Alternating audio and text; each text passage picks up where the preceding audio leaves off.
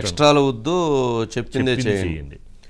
ఇప్పుడు వాలంటీర్ల విషయంలో ఈసీ ఒక పెట్టింది, వాళ్ళని చీఫ్ ఏజెంట్లుగా అలా వద్దు, వాళ్ళని ఇంకు మార్కు పెట్టే దగ్గర లేకపోతే అక్కడ పెట్టండి.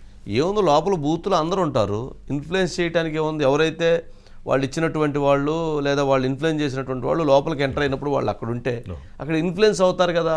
ఇది సగం కొట్టు సగం పెట్టు అన్నట్టుగా ఉంది. ఇది ఎట్లా ఉందంటే వీళ్ళు లోపల ఇంకా నయ్యం ఓట్లు లోపల పోయి వీళ్ళు వేయొద్దు, వీళ్ళు బయట ఉండి చూసి చేపించండి అని చెప్పలేదు.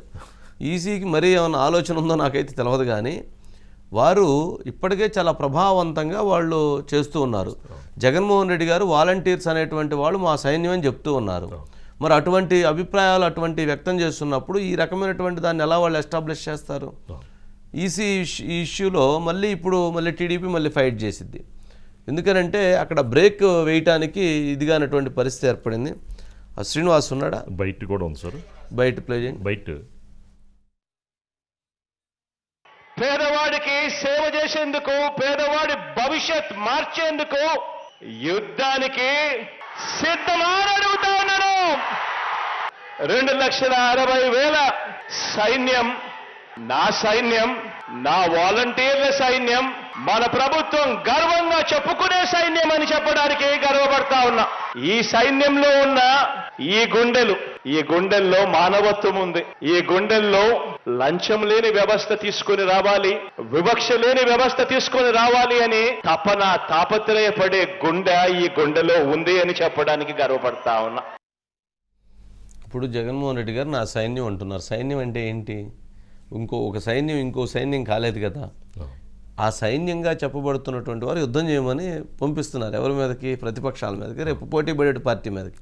మరి అలాంటప్పుడు వారు ఎన్నికల విధుల్లో లోపల ఇంకేయటానికి ఉండండి, ఇంకు తొడవటానికి ఉండండి, బూత్లో గుడ్డ కట్టడానికి ఉండండి, ఆ మిషన్ పెట్టేటప్పుడు వెనక మళ్ళీ పిన్ను పెట్టడానికి ఉండండి, లేదా స్విచ్ చేయడానికి ఉండండి, లేకపోతే అక్కడ పెట్టినప్పుడు ఆ పేపర్లు అటు ఇటు షేర్ చేసుకోవడానికి ఉండండి. ఏమన్నా ఉందా?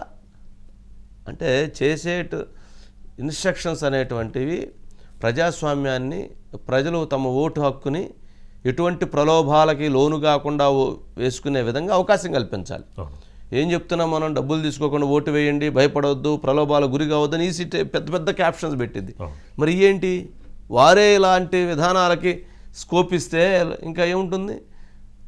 అసలు ఇంకా నయం చీఫ్ ఎలక్టరల్ ఆఫీసర్గా అసలు ఏమన్నా అర్థం ఉందా?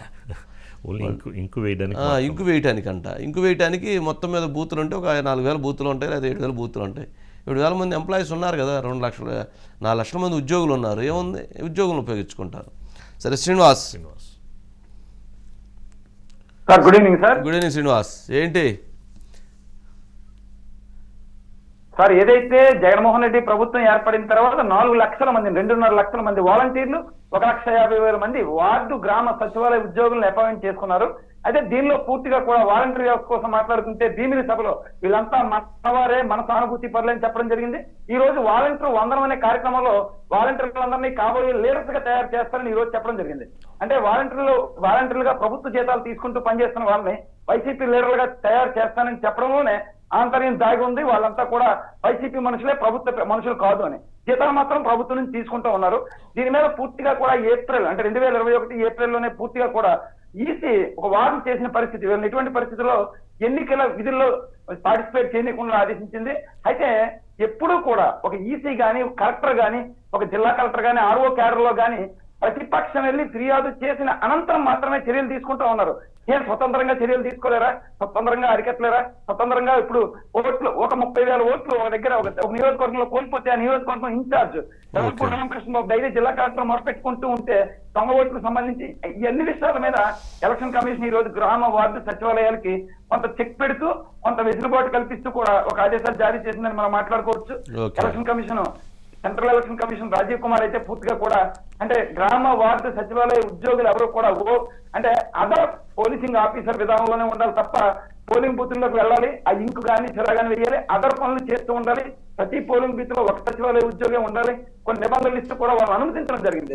ఇలా అనుమతించినప్పటికీ కూడా వాళ్ళు పూర్తిగా వైసీపీ సానుభూతిలోనే పనిచేస్తారని అంటే ఆరోపణ లేకపోలేదు. దీని మీద మరొకసారి ప్రతిపక్షం అందరూ కూడా ఆ ఫైట్ చేసి ఎలక్షన్ కమిషన్ ఫిర్యాదు చేసి దీని మీద నెక్స్ట్ తదుపరి చర్యలకి పోయే అవకాశం అయితే ఉందని మనం చెప్పుకోవచ్చు. Right Srinivas, right. నెక్స్ట్